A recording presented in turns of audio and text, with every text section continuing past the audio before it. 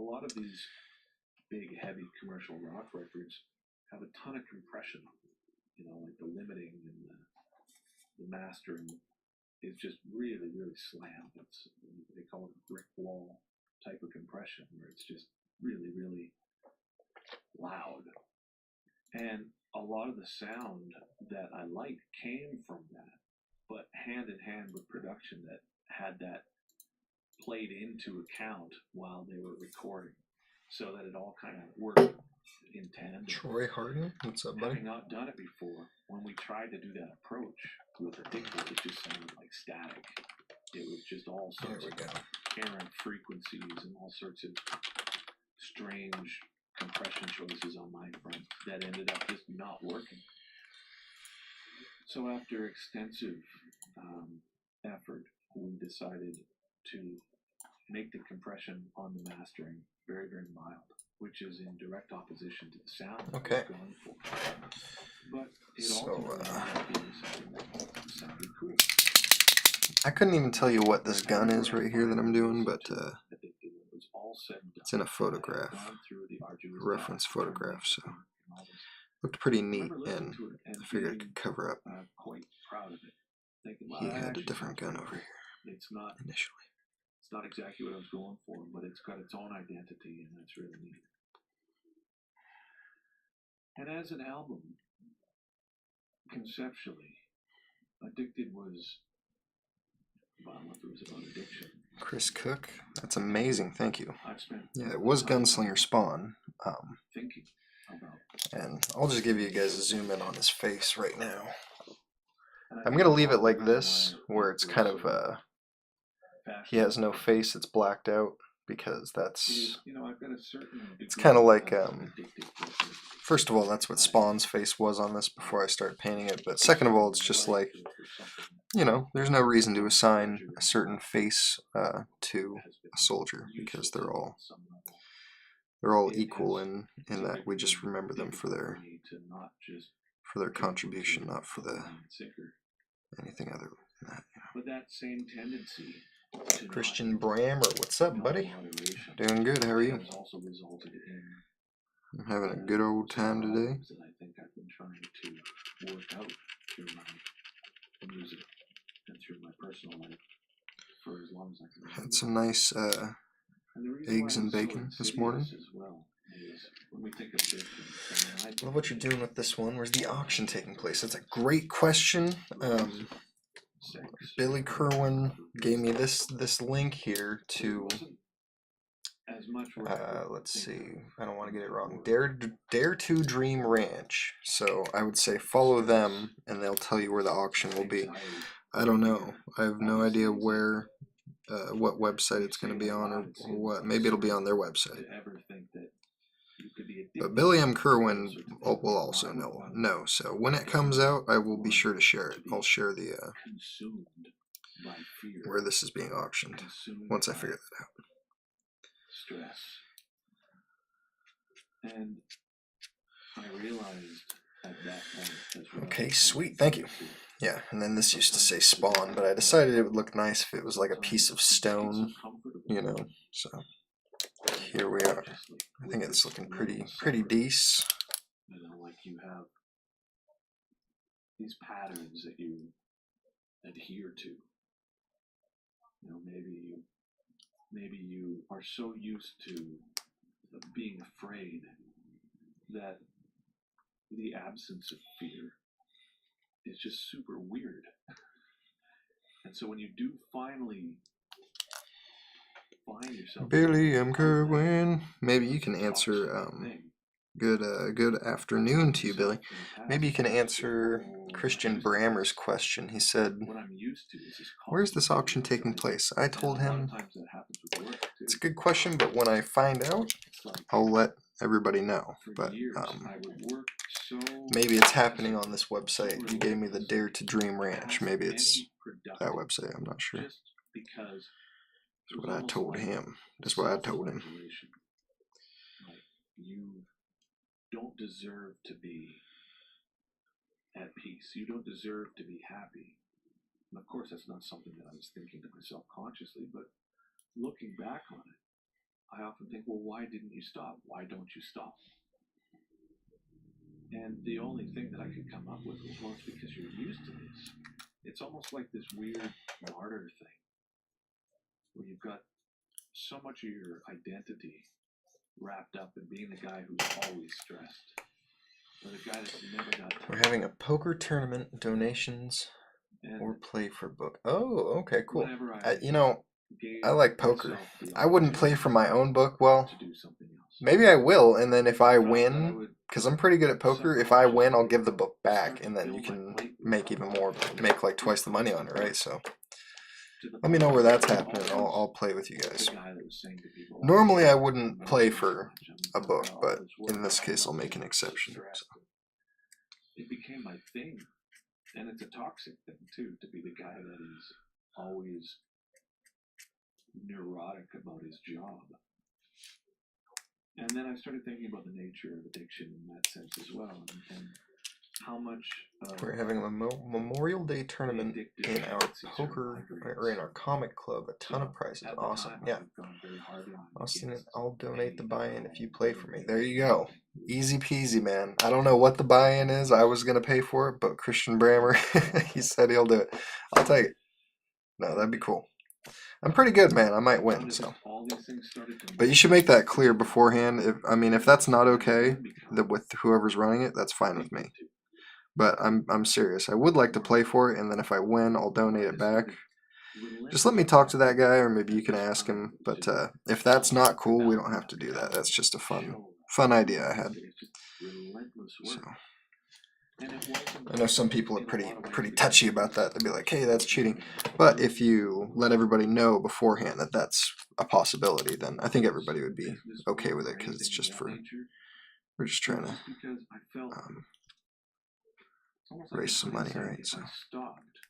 Then I would have to face what really the underlying cause of this. Just trying to have some fun. I don't play poker, but I want the book. Oh, okay, I see what you're saying. Well, that's fine with me. We'll do that as a backup plan, Christian. I didn't understand what you meant at first, so you're saying if I win, you get the book. That we can do if they don't want to. If they don't want to let me do it the other way. So either way. Daniel Capistrano says, "Good day to you, Danilo." Tracy L. Hemming II. Hi, this is Lola. Oh, hey Lola, what's up? Dude, I'm doing good. Having a great day. I got my water here, and I had a great breakfast, and I'm painting. This was a Spawn book, and now it's a. I'll kind of give you the breakdown of what I did to it here.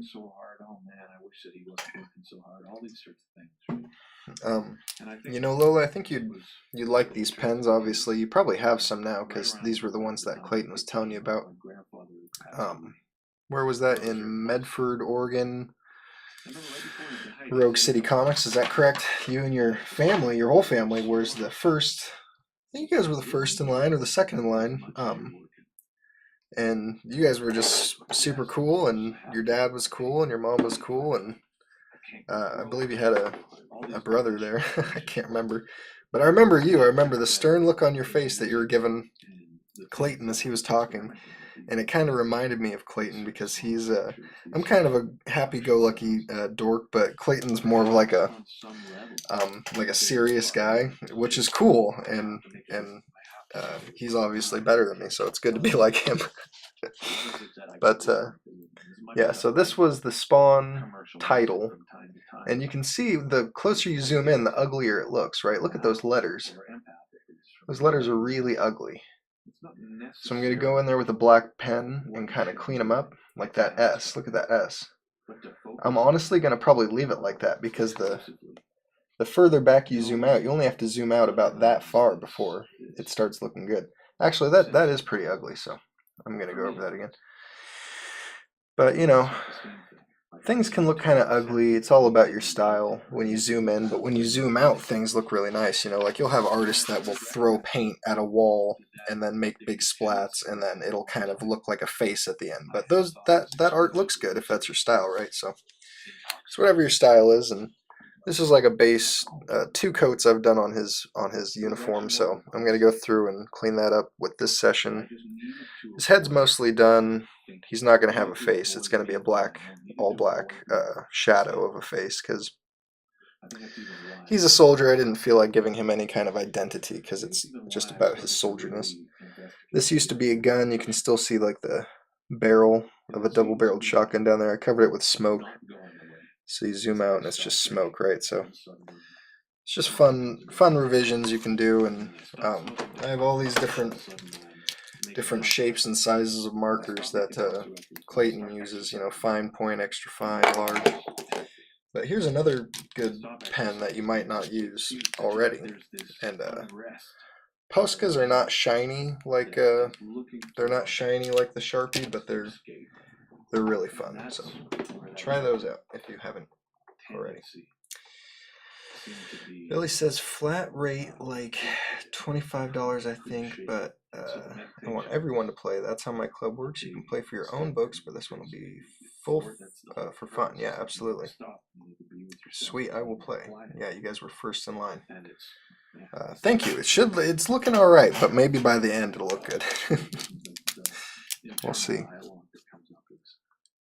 Oh, I'm an idiot. Oh, I don't deserve this, or I'm not worthy of this. We're gonna find out right now. Without my work, so I'm gonna go over this black with this white, and it actually will suck right into it and make it into a nice gray.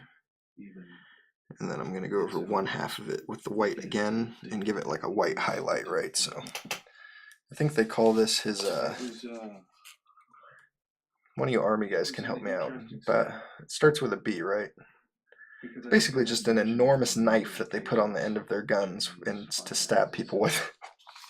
Because back then people used to fight each other with their hands, which is probably amusing to you and other kids your age, because everything takes place online. Not amusing, but maybe befuddling, right? What it is that I need. I think it's the same with all of us. I don't think that's unique to me. It's like if you can listen to your intuition, there's a good chance it's telling you what you already know. Book is awesome, means a lot to me. A bayonet. Bayonet, that's correct. Thank you, Billy. So when I was writing, yeah, I have no idea what lyrics to this in hindsight, I was like, wow, what anything is called. I knew it was a B. I knew it started with a B. And the idea with the Devin Townsend project, the 4 records at least, was to... Maybe you could even tell me what kind of gun this is, Billy. Not that I'd remember, but if you know it off the top of your head, I would not be shocked. This is I think this is a picture you sent me, Billy. Or wait, who sent me this? And then just sort of pull it back and say, okay, well, Ford Auto. Yeah, I can't actually see whose message this is, but somebody sent me the picture of their grandpa, Ford Auto, which is funny because my name is Ott and my grandpa's last name is Ford, so it's kind of like my name. To the best of my ability, and see what came from, and see if I couldn't. M1 carbine. Ooh, it doesn't even look like a carbine. Where I had been and what had happened. I believe you. By making versions of all those. I'm thinking of a different gun. Prior, all my gun knowledge comes from video games, you see. And Addicted was, people seem to like it, actually. This was one of the things that I found most interesting about these experiments. Epicloud, for example. Which reminds me, I should do his other gun, too. Let's see, I've got another gun. Because I thought, oh God, these are just, these aren't my structures. These are the same structures that have been used for generations. This isn't me writing, it's me putting a spin on something that is really typical. And then when they became, like, people really liked them, I was like, oh, okay. Well, now what? I remember after those records, people at the label and the management, they're saying, you need to do more music like that. You need to have more songs. I got a pic of my gramps with Sinatra. Ooh, after storming Normandy. And my other pops loaded the nuke. Jesus. You're all American right there, man. That's badass. Cliffy present. What up with it, Cliffy? It's the same thing that's been used for generations, and I feel really funky about participating in it. And that's ultimately, I think, where deconstruction went bananas as well. Like, by the time I finished Addicted, I was so aware of how these structures worked and how that production style was meant to be that I was just like, oh, I can't do that right now. I gotta do something that's like bananas. And I think that the project that I have done that most exemplifies that is probably the puzzle. This thing that I'm the M1 Garand. Yeah, maybe this one I'm working on here is a carbine, right? It is not. Just remember from my video game that the carbine was like the automatic that I wanted to use, and the M1 Garand was like the crappy weapon that they made me use. The whole point of the game was to go get a freaking carbine and use it until it ran out of ammo, and then switch back to your crappy gun. Addicted was the first of those, and I was. It's just my 15-year-old brain trying to help me out there. So, I love that sort of quiet. Watching my Chicago Bears smoking a joint. Well, as long as that's legal in your state. No, I'm just kidding. Christopher Stromman, what, bruh? Same, says Billy. Same. Nice, bro. As a collection of work. That none of the four styles were essentially like a definitive representation of where I was at. It was all aspects of this whole thing. And as such, Addicted was what it was supposed to be. But it was also written so quickly. Like, Addicted was just, I would wake up and I'd be like, oh, okay, super crush, dun, dun, dun, dun, dun, dun, you know, and the chorus. And then all the parts, and it was just so, like easy. It's like, that's how you write these songs. It's easy. And that was Addicted. And from there, we decided to take Devin Townsend Project on tour. The first tour that I did with it actually was the Tuska Festival in Finland asked me to perform the Ziltoid record in its entirety. And so I just, because I was working with Ryan and Brian and Dave, I just said, okay, well, we'll put everything on tape and we'll just do it simply and we'll get there and it'll be a good group of guys and it'll be simple enough. And that ended up being a 10-year touring cycle. So, and completely unexpected as well. Completely unexpected. Mark was back in New York. I was just about to have a baby. And so I hired Dave Young to be the guitar player. And just finished drawing for the day. Put 5 hours straight, I think. I did it, overdid it, now I have a headache.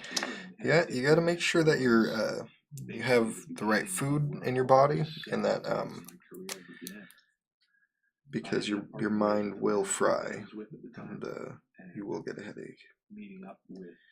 And that's no good, because then your brain, if you do that enough times, your brain will associate drawing with discomfort or pain, and you'll get burnt out because you'll be like, just staring at a piece of paper hurts. It really, you will get like that if you overdo it. So try to make a. But I remember that was the first time playing there. Try to fly in from Prague the day before, and none of our gear showed what's up. the word? Is a routine. Make a routine so that your body can regulate itself. It was a horrible experience. I know that sounds silly, like, what are you, like a professional athlete? Your body has to regulate itself to drawing. It's yes, because, and it's a good example because it's more like a marathon than a foot race. Because anybody can draw and without a headache, but can you do it for 5 hours straight like Christopher Stromlin?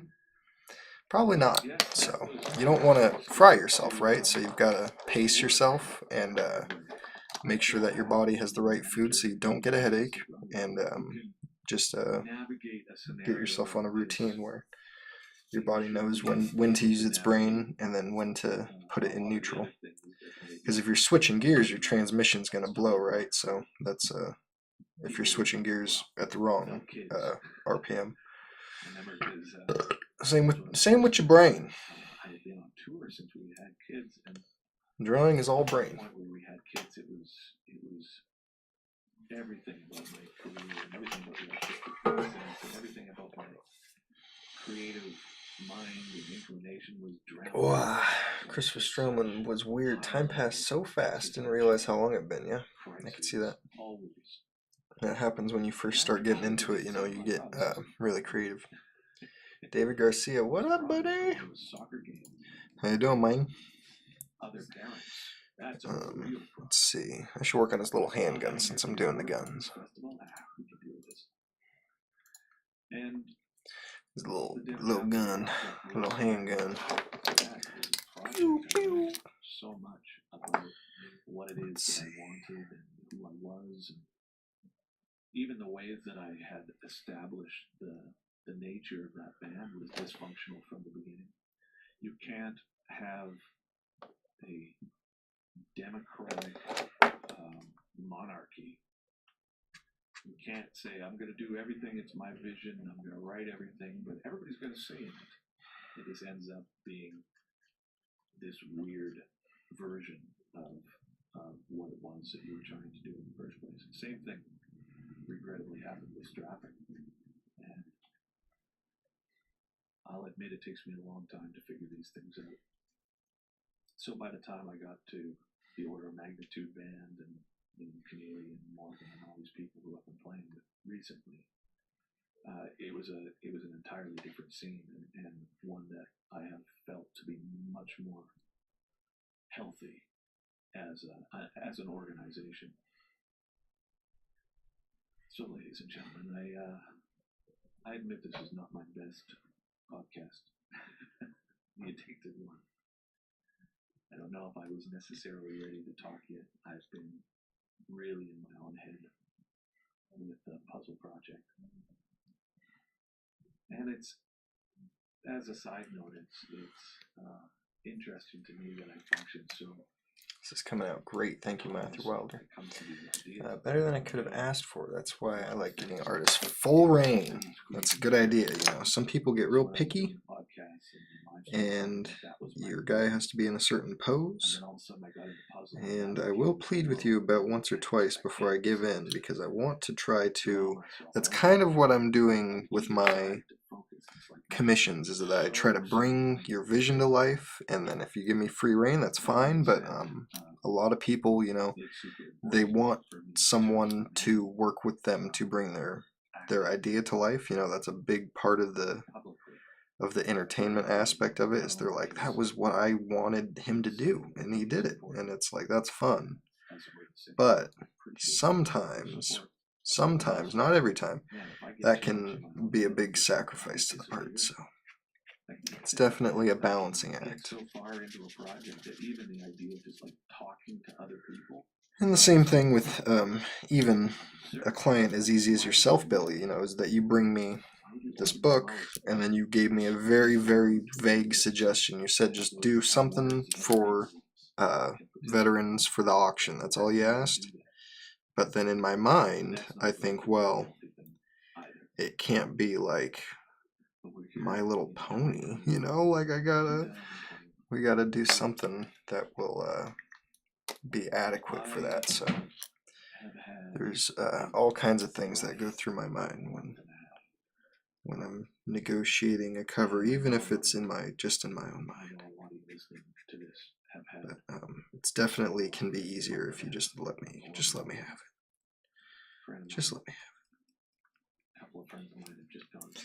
Sometimes, and I'm not saying this because I'm such a fancy painter or something, but sometimes I feel like I'm Leonardo da Vinci and I'm arguing with the church, with a client about what, you know, a piece should look like, and they're like, no, it has to be this way, it has to be this way, and I'm like, you know what?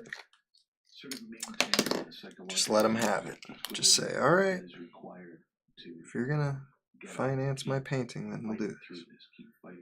You just gotta keep fighting through it, like Devin Townsend says. Just kidding. Now Clayton would say that there's a power in saying no. So maybe what I'll do from now on is I'll say, I'll keep doing commissions, but it's got to be something I want to do. And like, you can give me a suggestion, and I'll probably do what you say. But like, if you want in, then I'm not gonna do what you say anymore. But then I'd be just like every other artist, you know. So maybe at some point I'll do that. But for now, I still like to try my best to bring people's ideas to life.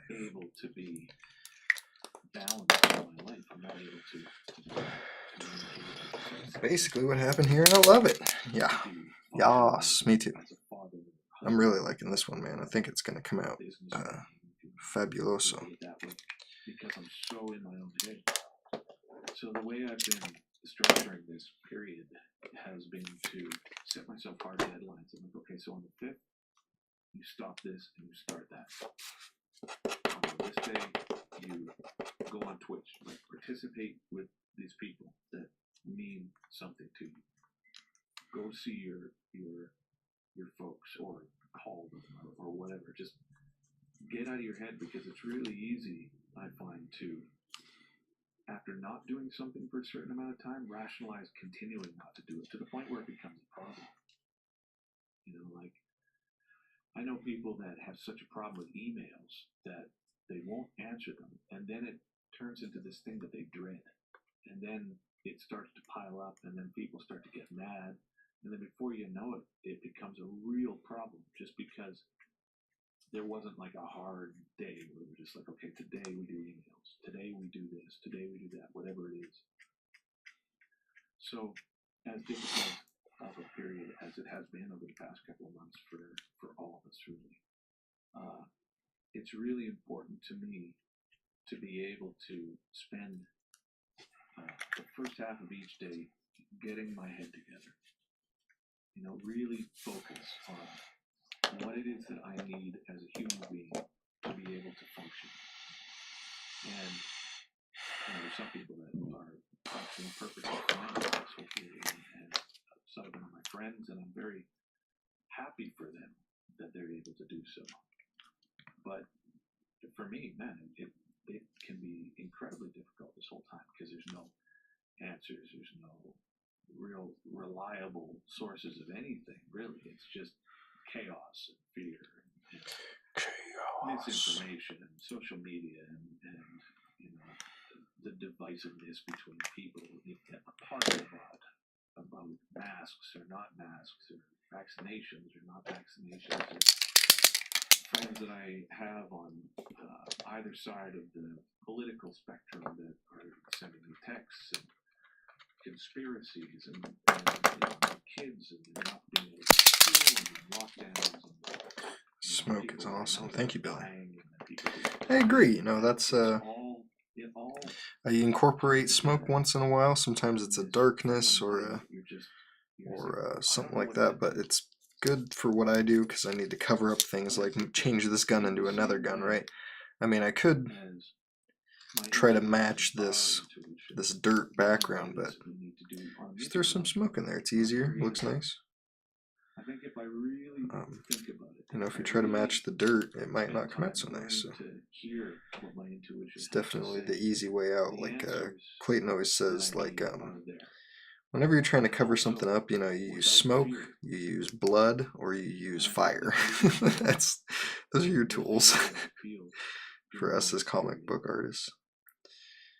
And like light, like a big electrical blast or some light thing, explosions, fire, smoke, something like that.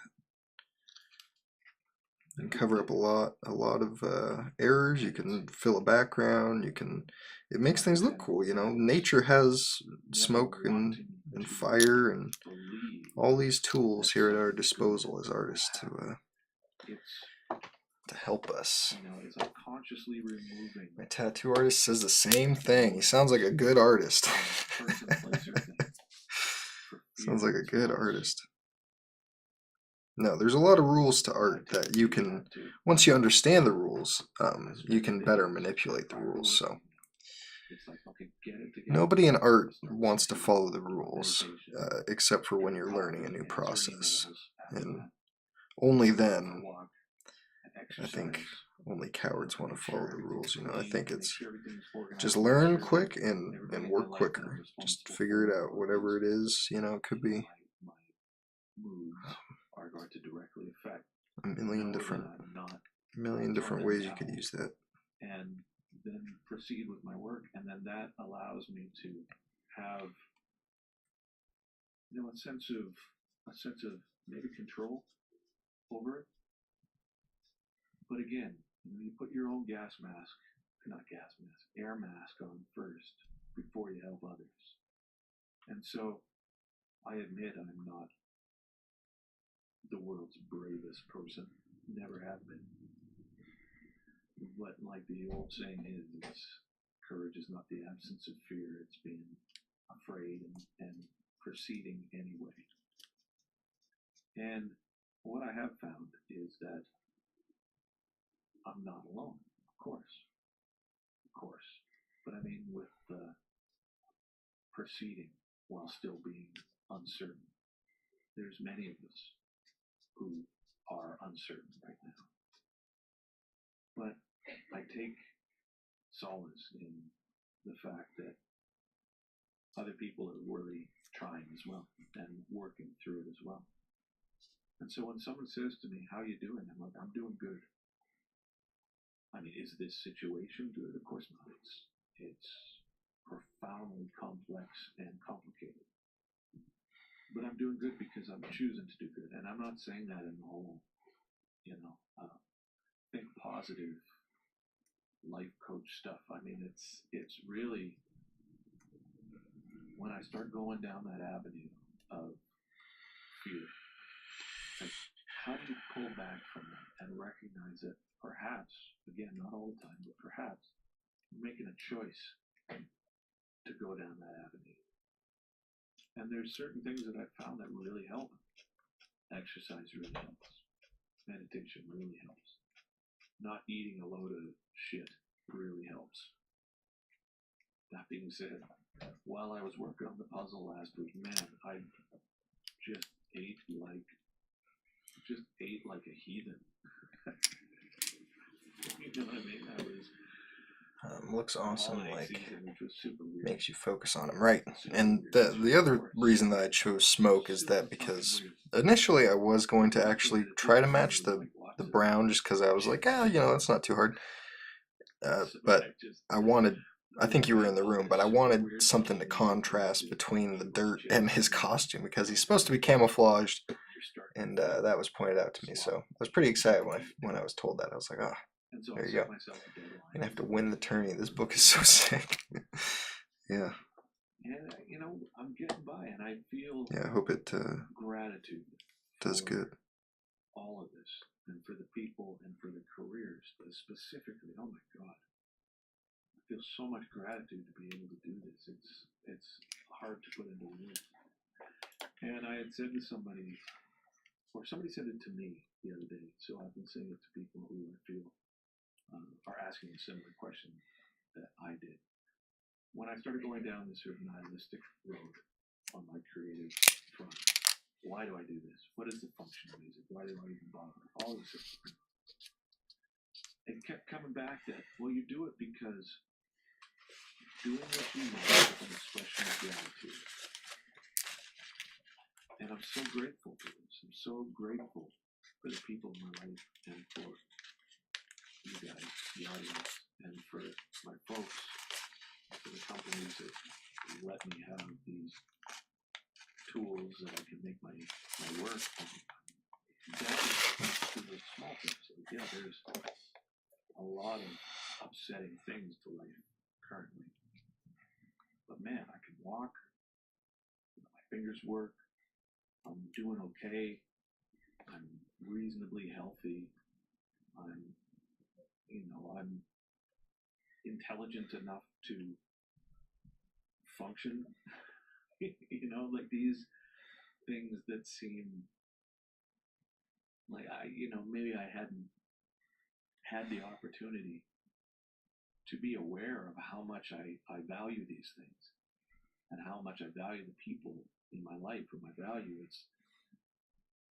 It's funny how sometimes these periods of trauma or these periods of unrest sort of strip away a lot of the things that you maybe didn't realize at the time were useless, and you're able to say, well, I'm really glad for these people, and I'm really glad for their disability, I'm really glad for the count your blessings thing, and I do.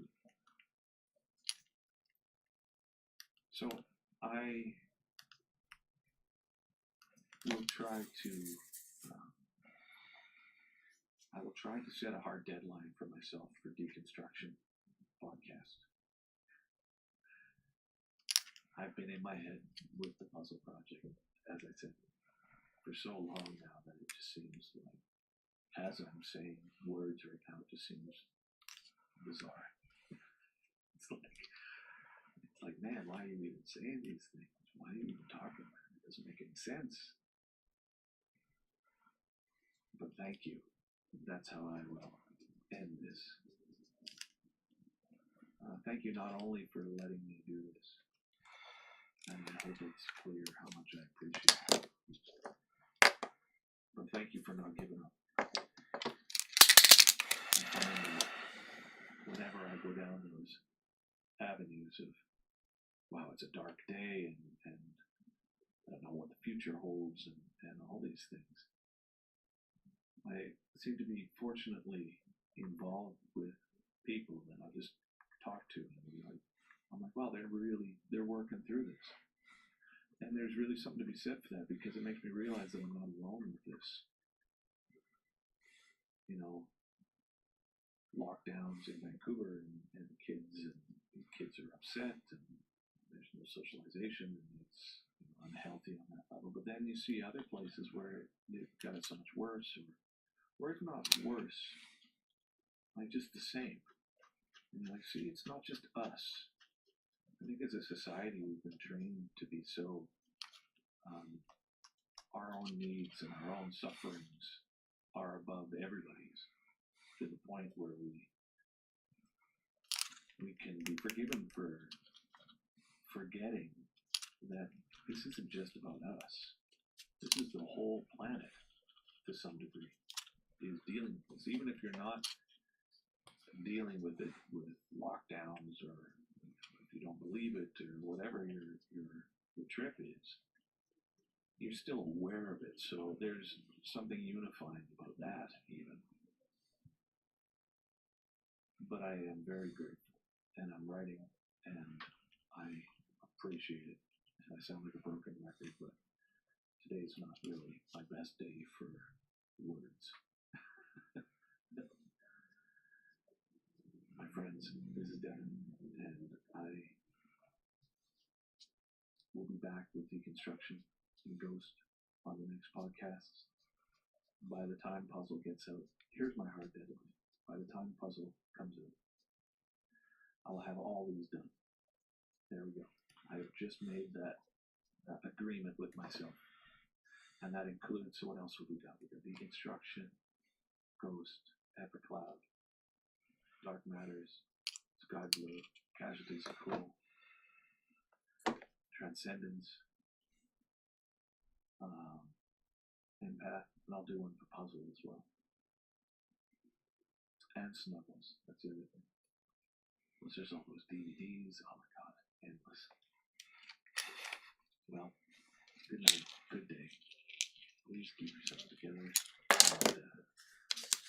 lots of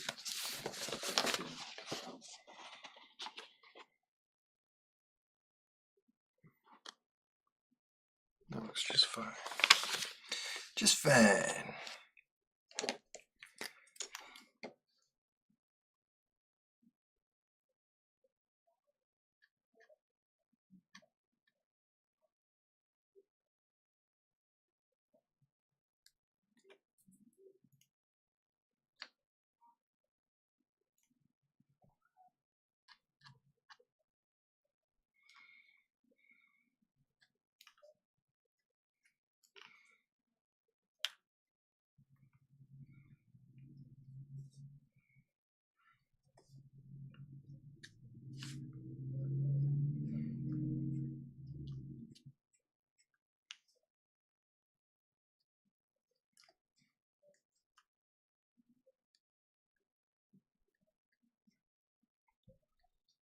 Yeah, I don't know if you're still in the room, Strom, but I was just thinking about how you said you're drawing for 5 hours now.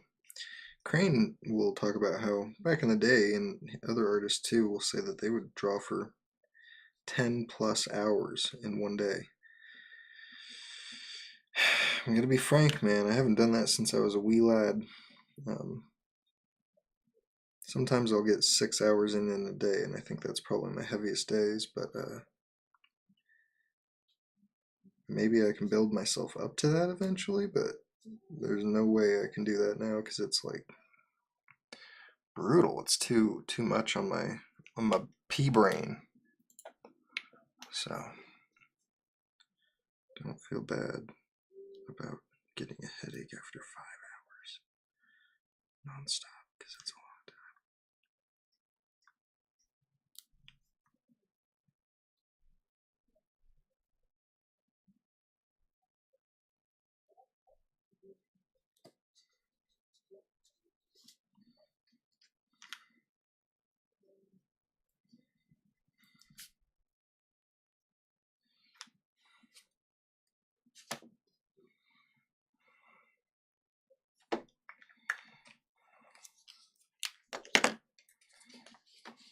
time. Nice. Because weapons are basically done. Now let's kind of start doing the rest of his coat here.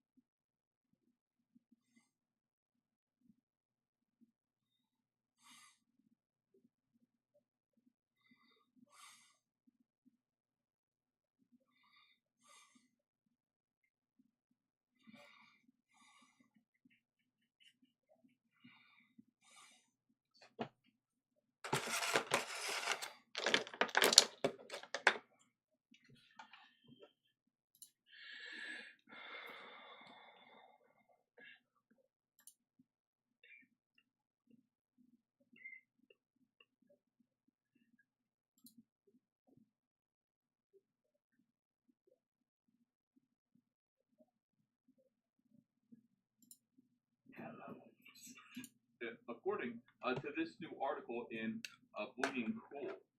And it's no wonder, Jay Fabic is somebody who came up from the Dave Finch School of Art and Design. I think he was actually Dave Finch's understudy at one point. Dave Finch taught him everything that he knew. And then Jay Fabic went on, did some fill-in Batman stories for Dave Finch, and became on his own. He blossomed into this incredibly smart, detail-oriented artist, great storyteller from the school of course, Dave Finch, George Perez, Phil Jimenez, that whole line of artists. He's a student of them, but I think he's improved on all of them.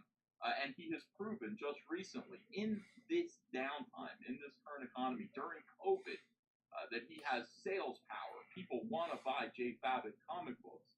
He sold 300,000 copies of his project with Jeff Johns called Three Jokers. And you would think that a company would, a thinking comic book publishing company, would not want somebody like Jay Fabic to have second thoughts about working for them. But you see, DC Comics has been completely lobotomized by AT&T, who purchased them fairly recently, and is now gutting the company because all they really cared about was making Brian Rose, good evening to you as well. I am having a good day. How about you, sir? I think my day is going to be a very, very good day. But you never know. Comic books are just not important to AT&T, and you can tell that that's the case because they fired 40% of the staff. This all started back last year when, out of the blue, they fired Dan DiDio, and then they began to. Dan DiDio was the president. This was the guy who knew how to publish comics. He was the guy who had personal relationships, could get things done. He knew Jason. He he knew me, he knew everybody, and Dan was on it. He was probably the best executive that I have ever worked for or with, and losing him was devastating to the company. A lot of people celebrated it because it's fun to watch the boss get fired, but it was the end. And then AT&T went through with a hatchet and fired every highly paid executive. All of the talent, all of the people who knew how to make comic books were fired from DC Comics by AT&T. And now it's a rudderless company circling the drain. Apparently, according to people who are still working there, it's now being run by people who used to get your coffee, used to get editors their coffee. They remain because their salaries were so low, and they've been elevated into positions that they were not ready to do. They were not ready to handle it. So this is what this channel's been talking about all the time. We've been talking about the death of DC Comics. And of course, we've gotten a lot of negative feedback from people still, dependent on DC Comics, still working for DC Comics and the industry as a whole. They do not like the message of Comicsgate. They don't like my message. But that's just because difficult things that mean hardship is coming, are hard to hear. And they are hard to accept. Jay Fabic, great guy. He has been on this channel once before. I think I did a nice interview with him. Could be better. Allergies are bothering me. That sucks. I've been looking at a printer for making metallic posters. They even print books, including metallic covers. What? Well, I need to make some books, huh? Want to make some sweet posters for me? When I heard this, I went, yeah, right. Kind of more interested in like a print to order thing though, right? Because I don't want to invest in like a bunch of prints and then have them sit somewhere and then you gotta sell them. It's like crazy.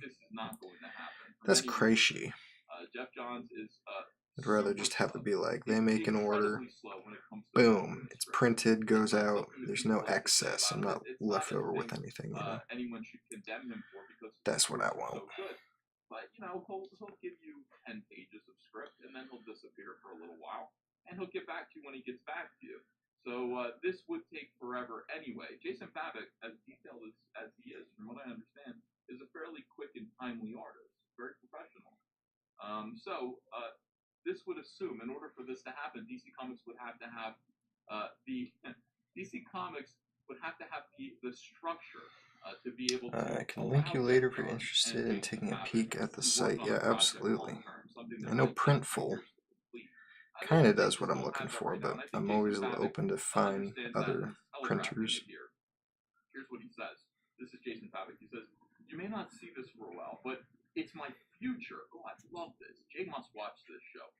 And it's going to be incredible. 3 Jokers has freed me from the grind. I guess he made a lot of money. And now I can focus on quality and draw what I want. Can't wait until the day I can show this off. Project 1 of 2021. And we see here that he has drawn, it looks like a crow. And to me, this looks hand-drawn, which is strange because Jay usually works on like a syntax.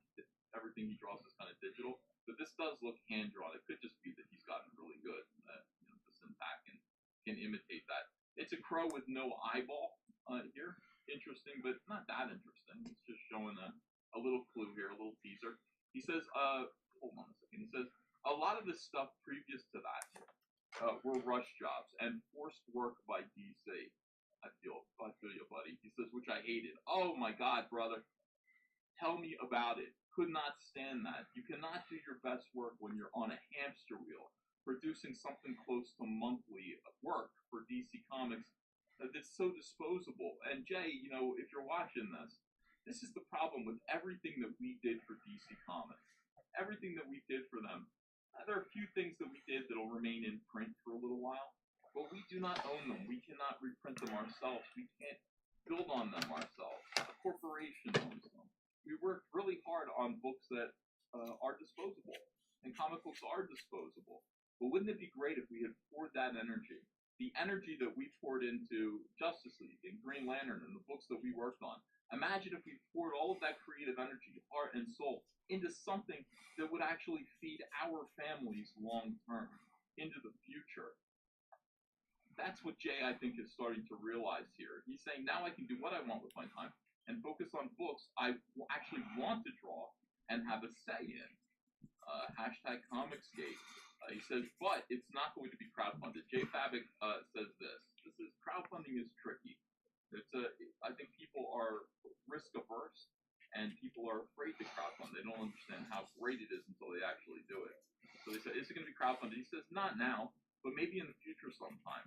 You know what it sounds like? It sounds like Jay is going to go do this book for Jeff Johns' imprint. Jeff Johns is working on a book right now called Geiger with another one of his longtime artists, Gary Frank. And it sounds like maybe that's what's going to happen here. Alright, I'm going to take a little break, and I'm going to get a reference picture of the Auschwitz silhouette. And then we're going to, when I come back today, we'll be finishing this, and then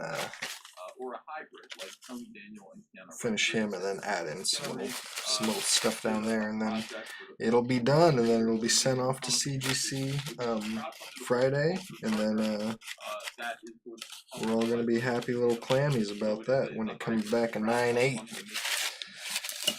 Can't guarantee a 9/8, but it does look like a 9/8 to me. I mean, I've learned that you have to check the corners for wear. That's what's getting me 9/6s.